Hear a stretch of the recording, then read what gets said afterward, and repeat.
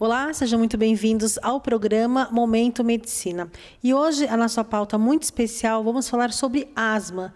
Vamos tirar todas as suas dúvidas. E para isso, quem nos recebe é a doutora Miriam Georgetti, ela que é pneumologista. Tudo bem, doutora? Tudo bem, é um prazer estar aqui com vocês hoje. Obrigada, doutora. Muito obrigada por ter aceito o nosso convite, uma pauta muito esperada. E, doutora, é para que todos entendam, o que é asma? Bom, a asma é uma doença inflamatória que acomete as vias aéreas de dentro do pulmão, ou seja, os brônquios e os bronquíolos. Então, ocorre uma inflamação nesses brônquios, e aí esses brônquios, de repente, eles fecham, e o ar não passa direito, nem para entrar, nem para sair. Então, o paciente pode desenvolver sintomas como falta de ar, dor no peito, chiado, tosse, tudo provocado por essa inflamação. Perfeito, doutora. Doutora, e quais são as causas da asma? A asma tem um cunho de causa mais hereditário, assim. Então, a doença que aparece pode estar relacionada a uma herança hereditária ou não, tá? Mas é mais uma doença inflamatória, não teria mais uma causa ambiental.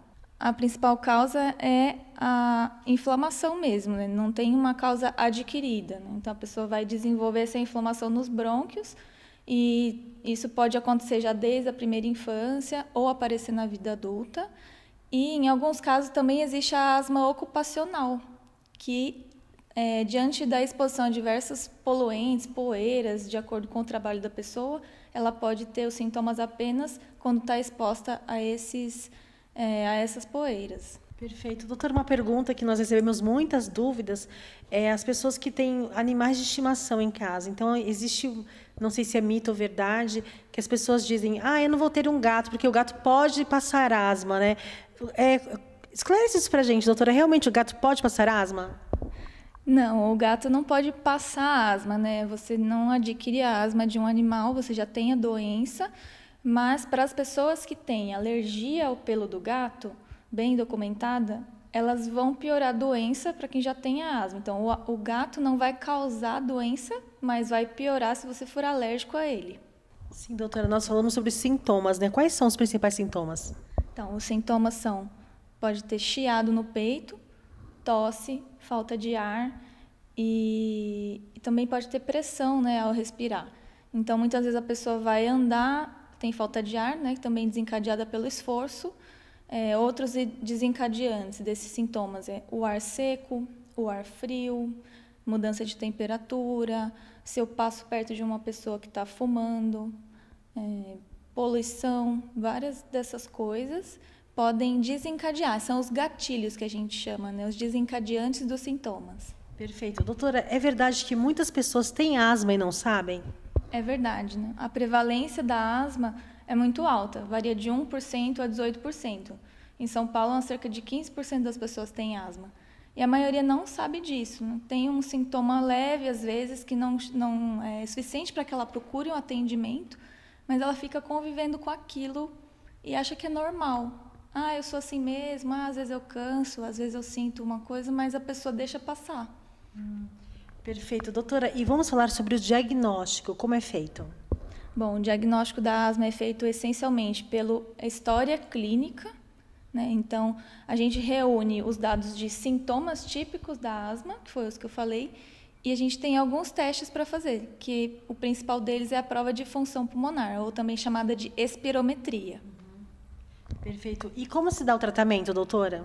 O tratamento base são as medicações inalatórias, né, que o paciente pode fazer ou uso, se necessário, um uso contínuo, a depender da gravidade de cada caso. E nos casos muito, muito graves, depois que a gente já introduziu todas as medicações inalatórias possíveis, ainda existem medicações injetáveis, né, subcutâneas, que podem ser aplicadas no paciente.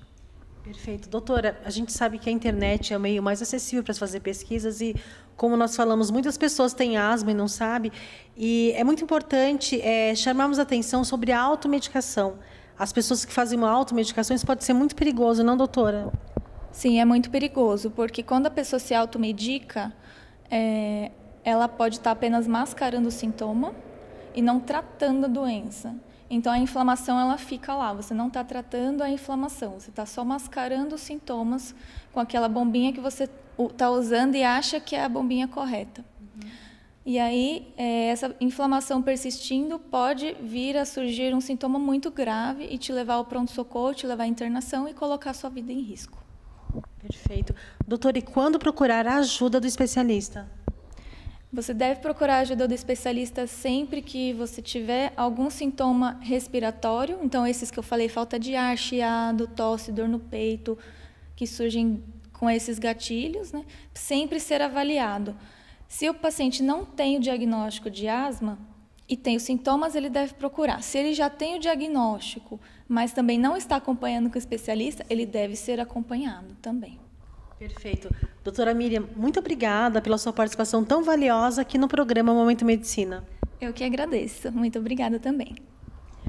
O programa Momento Medicina vai ficando por aqui. Até o nosso próximo encontro. Aqui você encontra informação com responsabilidade.